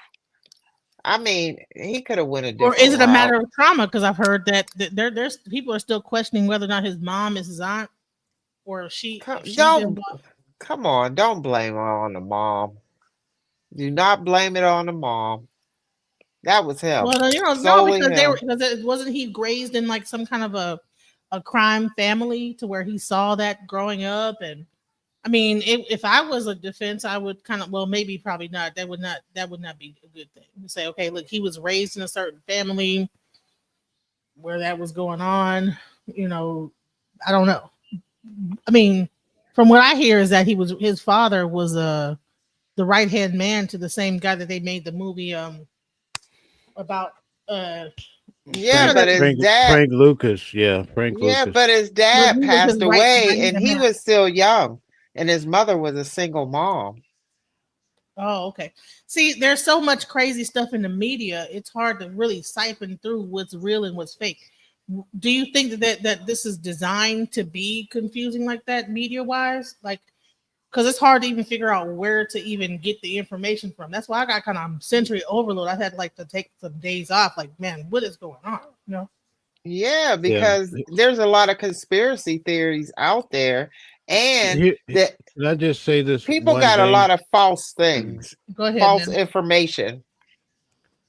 So here's what it all boils down to, right? And this is why when I was on Tasha K this week, all this stuff I was talking about, I'm glad. I love the way she's put it out there. The problem is all these platforms now, in order for you to make money, people have to click on your videos, right? Mm-hmm. And then they have to watch your video. And basically you get paid. Your monetization comes from somebody clicking on your video. So now here's an example in court. I filmed Diddy's daughters leaving court. Nice video. The girls would look so pleasant. It's right on my channel. Somebody took my video and they made a video saying, oh, Diddy's daughters are fleeing from court. Fleeing from court? I walked out with them. Oh yeah, I did hear about that. I I heard was that. chatting with the aunt. I walked out with them. What are they fleeing from? My video is like my video has like 3.5 million views on TikTok. It's crazy, right? Mhm. People took my video, sent it to the shade room, all these places, but other people just turned it into this just to get somebody to click on it. And so that's why on Tasha K, I broke it down. I said, listen, we have a big problem because people are just saying anything. Like what happened to Meek Mill is a travesty because that video, anybody that really knew that clip it where it sounded like he's yelling or hollering, that comes from a movie. So somebody said, well, let me just do this and put it out there. They don't care what it does to Meek Mill's career. And I'm just using him as an example, but this is the nature. People don't get upset until it happens to you and your family, Mhm. and in your town, somebody put out a very bad rumor about you, then now it's a problem. But this is the currency. This is how people make money now. So that's why in this case, we have this thing called No Diddy. And then all these rumors came out that he's penetrating, all these men and they basically every man in the circle. In court, none of that has come out. And that's what I explained on Tasha K. The only thing that has come out, Cassie, she said this, there's no proof to it. So that's the other problem. Just because she said it in court don't make it true. And I'm in no way defending Diddy. I'm just here to present you guys with the facts of what I heard or what I may have heard. But she talked about how the sex worker, Diddy would have the sex worker ejaculate on her stomach. They would get up because the first sex worker, I think his name is David Phillips. He said that they would have sex. He would ejaculate on her. Then Diddy and her would get up and go in the other room. And sometimes they'd be gone for an hour or two. And he'd be like sitting there on the bed waiting to see if he can go home or not. So then Cassie said that what happened was when the guy would ejaculate on her stomach, her and Diddy would go into the other room. The guy would she would take the ejaculate and rub it on Diddy's nipples. Now, this is her story. They didn't provide any proof of that, but that's just what she said. And immediately people run out of the courtroom and they tell it as a hard fact that this happened, but he would never be able to shake it because it was said in court. It was not proven in court. So it's still alleged. It was just, she could have said that just despite, but she made no comment about Diddy being homosexual. The the David Phillips guy, who was the first sex worker, he said that when they hired him and he got to the door, he said Kathy was so beautiful, and she said, "My husband is not gay." And there was an occurrence where she was performing on Diddy, and the guy was hitting her from behind, and the sex worker, he's hitting her from behind, trying to look in Diddy's eyes, and Diddy says, "Motherfucker, get the other out of here." And he went berserk because he didn't want the sex worker looking at him. So the media, though, has ran with this narrative about Diddy penetrating every guy in the industry. Now, could it come out in court? Possibly. But so far, that's all been, even the baby oil. People were saying that there were drugs in the baby oil. It came out in court. Mm-hmm. There's no drugs in the baby oil. So people just Nope. lie. See, that's a big problem, right? People just lie on you and everybody believe it. So that's it. That's my message for tonight.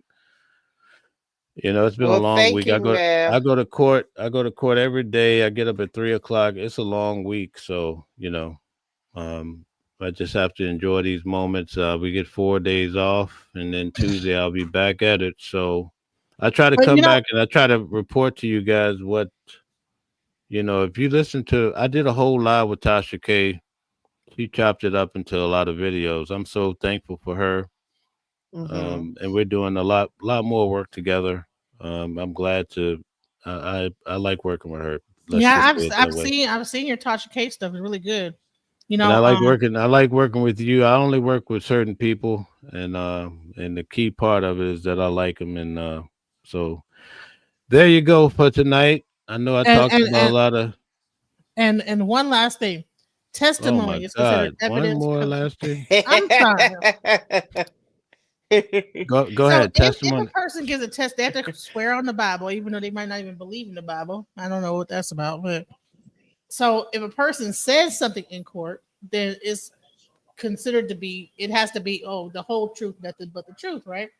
So Yeah. if Cassie say he rubbed the nipples with the semen, then it's by the jury thing that it has to be true, right? Because Okay. otherwise there's the thing of perjury in court. So Okay. therefore Okay. everything that is being So said. so let's okay. So let me tell you how crazy that is, right? Now you could believe that that could be something you could find in a book, but I'll tell you how wrong that is. Dawn Richard, she got up there and Mm-hmm. she told, well, I could go back to Cassie. Let me just deal with Cassie. I'll break down Dawn Richard a different day. Okay. So you're saying Okay. Cassie is in there telling the truth. I'm gonna show you how they broke her into pieces, okay? Real quick, and then I really gotta go. Okay. You know, I did so many shows today. I'm one tired. last question. No, just joking. Go ahead. Hold on. Okay, so Cassie tells a story. I'm gonna try to talk fast for a change. I'm a very slow speaker, so I'll step it up a little bit. Cassie tells a story. She says that the security guard, I think it was D Rock, they were out in L.A. He went with the executive assistant, and they were at Mel's Diner, not my diner, Mm-hmm. but Mel's Diner. Okay, they see Mm-hmm. Suge Knight, have a few words. Then they see four black SUVs take the corner of the Mel's Diner, and they see someone give Suge a gun. They go back home. They tell Diddy and crew hop. They put on all black. They go back down, and we later learned in testimony that they were driving around looking for Suge Knight with guns and all that. Cassie said that she didn't go. However, it came out with the defense that she testified to the prosecutors when they sat down with her back in October, and she said she did go and she was crying. So you see how there's so Doubt. Yeah. they caught her out there on several occasions, like, and then they did a really good job when it came to the grape, because she said that Diddy and her, they did this whole, they were trying to have some closure. She went back to the apartment. Diddy went with her. He raped her. This is in August. In September, they have consensual, right? So Mm-hmm. then the the defense come in and they break it down. Now, mind you, her husband is sitting right across from me over to the right. I'm just trying to gauge him, and also her brother is sitting over there. Um, so they break down that when, so it's grape August, by September it's consensual. In the consensual moment, the husband is calling because now she's moved on with him. He was the personal trainer. They're together now. They eventually got married, but at that point they were still dating. They were together, and she's with Diddy. They have consensual in September, around September, and he's calling on. They made it seem like FaceTime. So he's calling. She keeps shutting him down. The defense says, and isn't that the night that you told your husband that Mr. Combs raped you? So that really Hmm. shook everybody Mm. in the building. So all of this stuff is very interesting, but that just goes to show that. And then Don Richard, they proved they made her out to be a liar. I mean, they just broke it down so tight that you kind of felt Mm-hmm. like she made up her whole story. Now, does it mean she did? No, but there's some problems there. You know, they couldn't do that Yeah. with the mother. They So couldn't do that with Curry Morgan. so did they try to get a mistrial based on those lies that I know you said it's, you're kind of No. We're not at a level. Mm-mm. Nobody's trying to mistrial. I mean, the judge is presiding in a very fine way. And like I said, the guy never made bail. That speaks volumes. mm, Mm-hmm. He offered 50 million. You know, I mean, this is a serious case, but you can't go off of the media because I sit in court, and by the time I get out, I come out and I'll be like, "What? That did not even happen, man. we live in a dangerous world, and it's only going to get worse because pretty soon you'll have AI making up lies too if they haven't started already. So that's Oh it. yeah, AI always lies. It's called they call it hallucination, but yeah, AI always lies. Big Yeah. time. How So convenient. So, all right. So, thank you guys for having me on. yeah, Thank thank you. you, thank you. So I'm trying to figure out if I should like play this tomorrow and have you go over it You're because All our right. number one court reporter. I'll right, be thinking All of you right. when I'm looking at the Diddy trial. well, well, listen, we all do. I'll be like, okay, what would Mel say? Not what would Jesus do, but what would You know what was good? WWMS WWMS Yeah. what would Mel There was say? a good one little point I'll leave you with because next week or I'm coming back tomorrow. That's right. But psychologist, she made a good point. She said that there are some people that have a criminal case and they can't recall any of the facts, right? Mm-hmm. And that same person, when you turn that case into a civil matter and they're going to get money, now all of a sudden they remember all the facts of the case in Oh a yeah. strange way. So Mm-hmm. I thought it was interesting when you think about this case and all the money she got. But overall, she came across as a good witness. And that's ultimately it's going to be a big problem, I think, for this case. But just Mm-hmm. because people are saying, even these big channels, they're all saying, some of them, I think they determine who they're going to go for in this case by the algorithm. Mm. So if saying that Mm. Diddy's going to get off brings them a lot of views, then that's what they're going to say. And they're going to say it in a salacious way. And they're going to, but when you really follow the facts, when you watch this video that I just did with this legal analyst and she's breaking down to what a RICO is, this is what she teaches in university level. You're Mm-hmm. going to see that this is going to be a tough trial to overcome. And in my opinion, there's some jurors that I think would he could be fortunate, but other than that, New York State don't miss. I attended Donald Trump's trial, former president, 34 felonies, Jack. They didn't cut him no slack. You see what I'm saying? Yeah. Mm-hmm.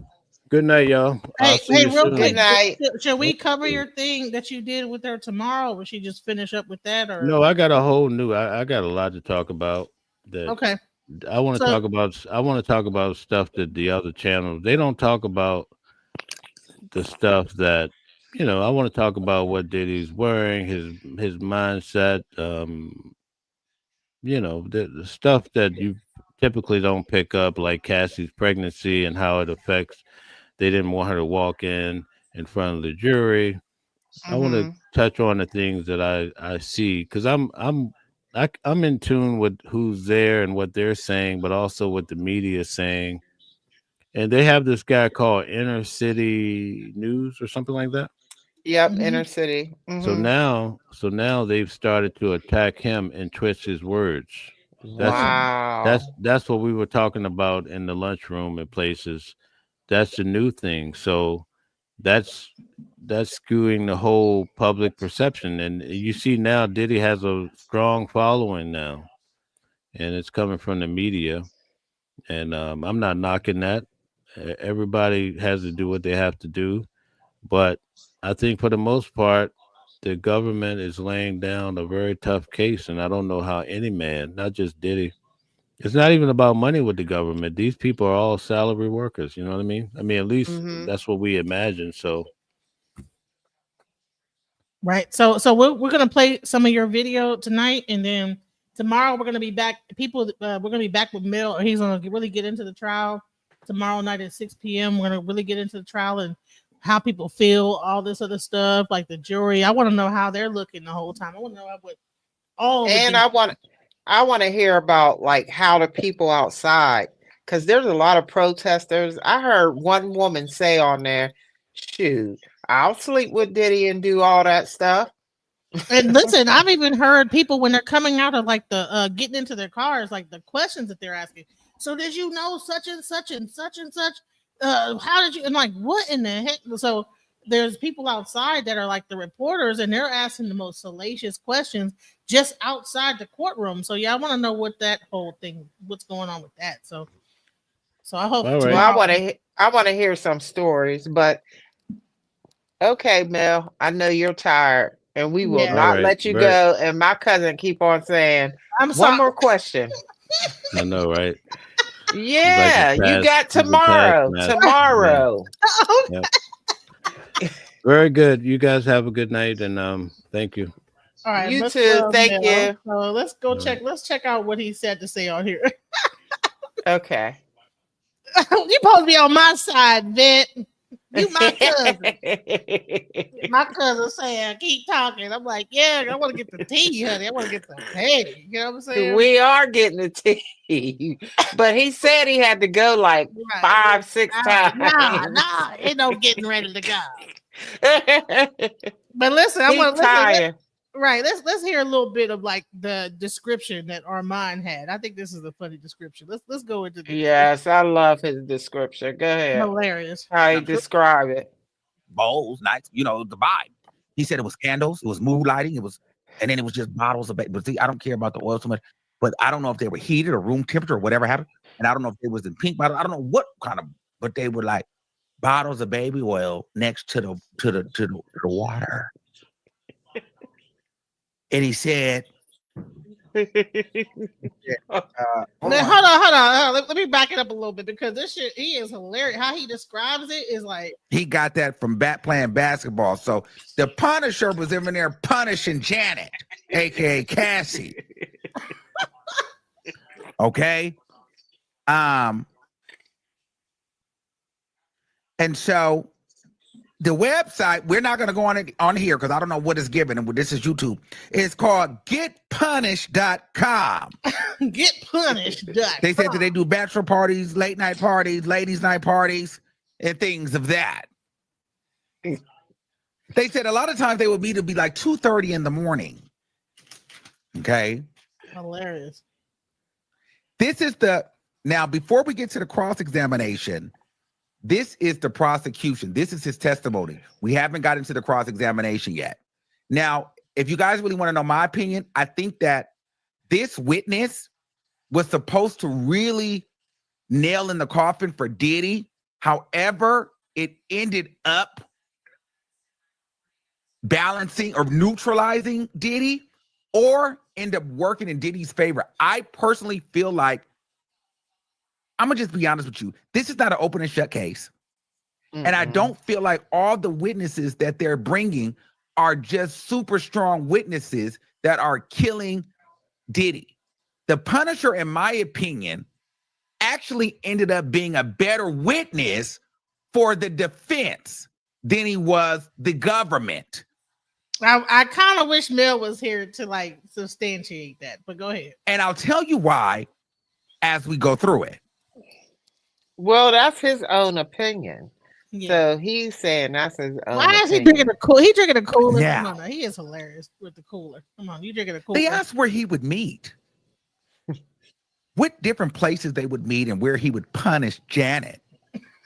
And so he said that he revealed that he would punish Janet all over New York. To the Trump Tower in Central Park West.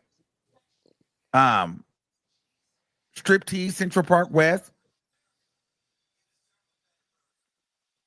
Man, these And he notes would just be off be the hitting her chain. everywhere. They notes be crazy. Like, dude, you got They this many said notes? when she came up, they were supposed to do a striptease. No. They met at the Trump Tower, Central Park West. This is where the first time they met. It was supposed to be a striptease. That's what she told him. And they said, just try to get up the stairs and walk past security. And I this was a gray area for me because I couldn't really hear. I think he was going to get paid $200 to $300 for the strip show. You know what's so funny is that he said at some point, he said, I want to do a dang on freak off. He's funny. What? Handed him $800 in cash when he walked in. He said the couch was covered in sheets. They had little bowls of water. I don't know if they were sound bowls or what. I'm like, what is the water? They had like waters. I don't know if it was drinking water. I don't know if it was wet water. I don't know what kind of water this was, but I just like, I'm not going to lie to you. I need a little one-on-one, little 1-2, and I'm going to have, I want to do a freak off. I want to do a freak off, and it don't have to be a freak off, like off, like a super freak. I used to freak off, freak off. Go ahead, Ahmad. Our Gemini brother, man, bro. Come on now. Oh, happy birthday! Wait, hold on, y'all. It's Yvette's birthday. She a Gemini too, just like I am, and then Armand's a Gemini. So we totally be like, okay, I totally see what he. Yes, and we know this is a serious situation, but don't. The way he just talk about it, and it's just like how we're like on the porch or something, on somebody's back porch, and he telling us a story. Right. Amon, you do so good with the stories, man. I am not bored or anything. I love it. I gotta watch you every day after court. Hilarious. Just be like a freak off. A little like a semi freak off. You know what I'm saying? Like, I want to do a freak off. Without the hitting and the beating and the bruising. Like, I'm not gonna lie. I want to do a freak off because what is the bowls of water do? So there was the bowls of water.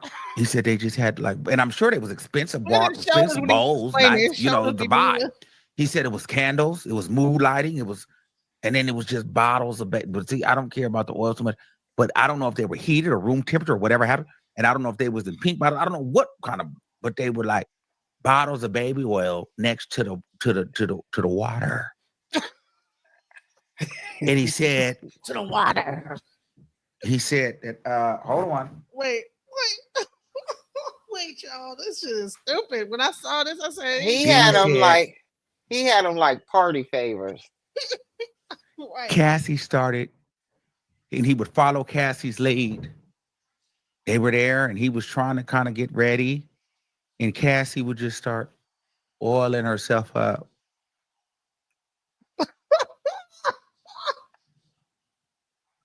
She would oil up. It sounded like that dude was in love with Cassie, though. Whoever this She'd look at him. dude is, this stripper. She oiling. And then he said he just started grabbing the oil and he started oiling up. Looking at her. God. And so as he's oiling up and looking at her and everybody's oiling up. Hold on. Everybody's oiling up. Cassie's oiling up. She's feeling it.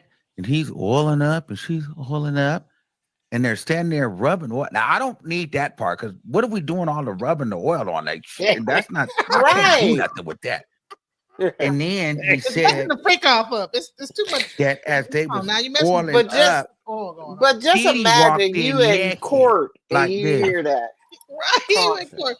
I wonder how many people was in court kind of like getting horny off of it. Like, what? No, what you was all the up and wow, man. But it's funny, like how many times did he have to say it in court that he was oiling up?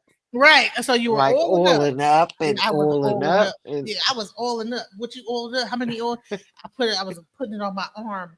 You was oiling up. Where else did you oil it up? I oiled it up on my chest. And where else did you oil it? I oiled it on my other arm. And where else did you oil it? You know, they gotta get detailed with it, like, and where else did you put the oil? In my back. And people up there listening to this, like getting like kind of like, ooh, it's a nice looking guy, like, ooh, you oiling up. Honey, if I was in the jury, I'd be like, hey, I gotta go to the bathroom real quick. What the hell? Texas, it was for Diddy's, all his fantasies and fetishes. Because he is a super freak. And he a Scorpio too. That's what's crazy is that this nigga Scorpio, he just wild with it. He's just a super freak. He said, then Diddy walked in, but he didn't say bandana. He said it was one of the Muslim wraps that the Muslim women wear, the Jewish, the Muslim, whatever. Come on now. Whatever this is, where they be covering the whole face. Not the burqa, he said Diddy had one of those that the Pakistani women have on. And he walked in with the Astroglide and he was glowing too. Honey, And Diddy so up in there like this. he said that Diddy walked in with the veil on from the Pakistan, the Pakistani veil, and he said with the Astroglide in his hand, and he walked in with the veil from the back. He said that they were oiling up, and then Diddy walked in from the back, jacking from just looking with the veil on. And I'm like, what? But he wasn't allowed to really look at slow Diddy. motion? Why he do this slow motion? Okay. He's free coming from the back. Look, he's stupid. Come on now. Whatever this is, where they be covering the whole face. He said Diddy had one of those that the Pakistani women have on. And he walked in with the Astroglide, and he was glowing too. He rubbing on everybody. They rubbing their body. He rubbing it in the background. That Diddy walked in with the veil on from the Pakistani veil, and he said with the Astroglide in his hand, and he walked in with the veil from the back. He said that they were oiling up, and then Diddy walked in from the back, jacking from just looking with the veil on. And I'm like, what? But he wasn't allowed to really look at Diddy. Creepy. Okay? No, And then it's he like said, you're in court in front of all these people. Diddy start directing. Right, go ahead. You in court with all these people and you telling this type of story. He was jacking. I mean, I don't they said, oh, he was jacking. Somebody said Texas. Like, I mean, how can you like keep your composure in there? I would probably be in there crying, like cracking up laughing. They had to like, come on now. You had to like, I would have had to go to the bathroom, pretend like I wasn't you know what I'm saying? I'm like, okay, I gotta like pull it together because if he's describing it just how he described it. Hold on. I gotta see, was it like one of these? Like what kind of a situation? Was it like, was it, you know what I'm saying? Was it like this kind of burger? Like where it was like this? Like he had like that going on? Like this? Yeah, he had like that, yeah. I mean, can you imagine?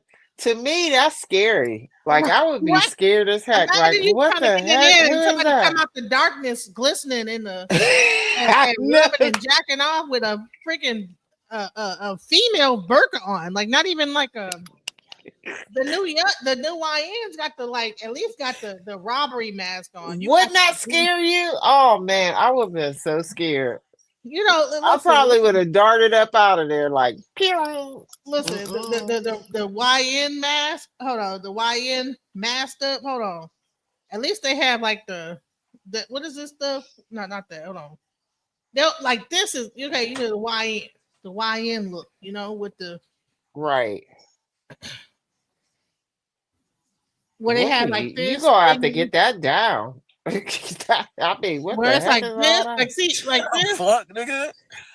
Oh man. So okay, like We that. all can have but one. not. What you talking about, nigga? Okay, see, he said it was like the burqa, like the female burqa, like Yeah, like this. 'cause Like, that's probably how he described it. You know what he had on. no, he know a YN mask. He would have probably said a robbery mask or like you about to rob somebody or a ninja mask. But he said a burqa. I mean, he had the female. What is going on?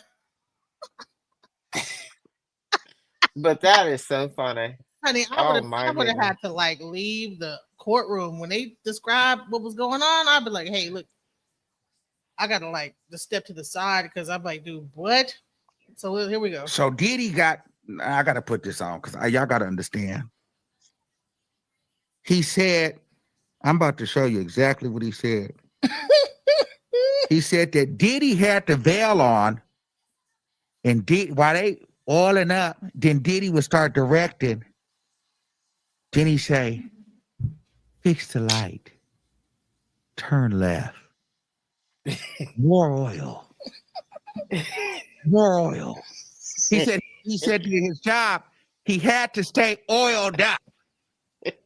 And as they would get lower and lower on the oil, you would have to do more oil. And so Diddy would say, more oil, more oil, more oil. Well, I wonder if his Turn hands the light down, more oil. Okay. Bro, that's gonna He's- am I the only one that think that shit is hilarious, bro? More oil. He got his hands like more oil.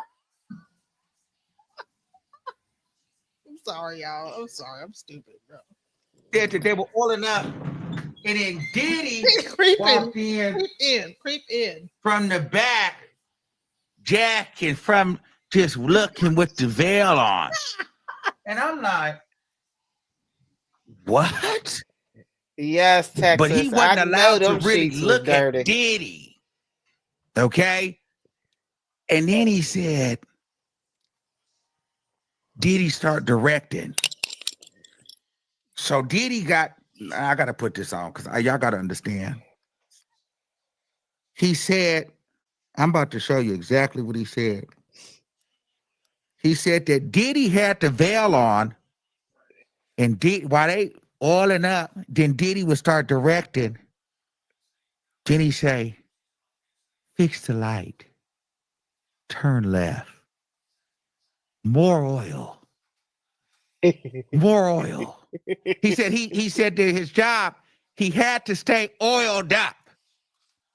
And as they would get lower and lower on the oil, you would have to do more oil. And so Diddy would say, more oil, more oil, more oil. Turn the light down, more oil. He was like directing a movie. And up in so, there. and he had the Pakistani mask on, and Cassie's oiling, and she's trying to get more oil, and he's doing more oil. But then he said his anxiety was so bad. Okay. There's too much directions going on.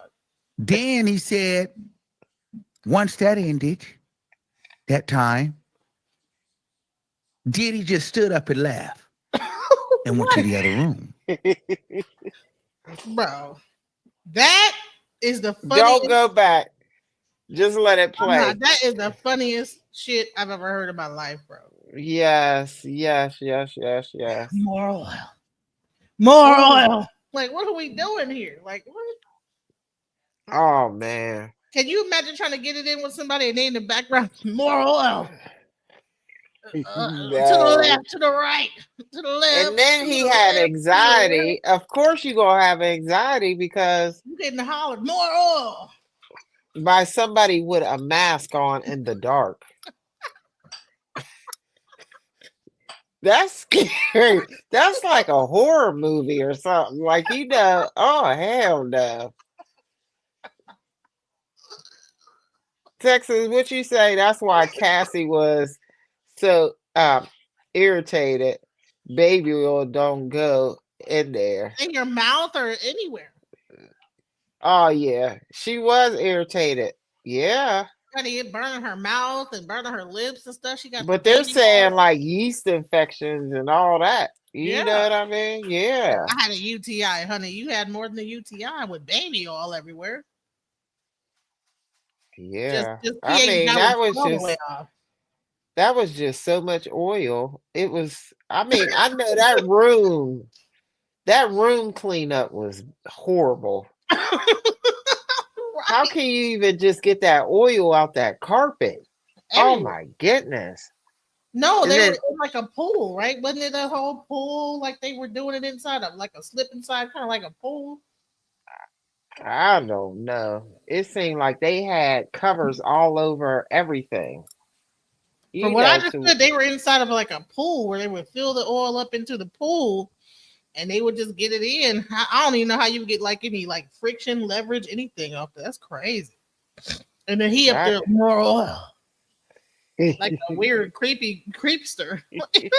This creepster. in the corner, just picture it in your mind, in the corner with a mask on. dark.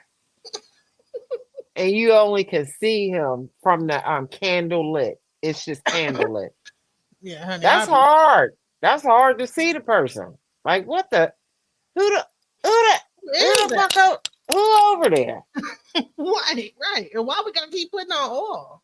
And I see why the Punisher had anxiety. I mean, who wouldn't have anxiety? Honey, even if it was well lit, I would be freaked out. Like, what the hell? Why is that person in the corner talking about some more oil? Yeah, that would creep me out. Y'all, we are at 2 hours. We have been over here. Mel has came up here. I had to like show that with Armand because that was hilarious. You know what I'm saying? Y'all go check out Texas. Thank you for keep on commenting.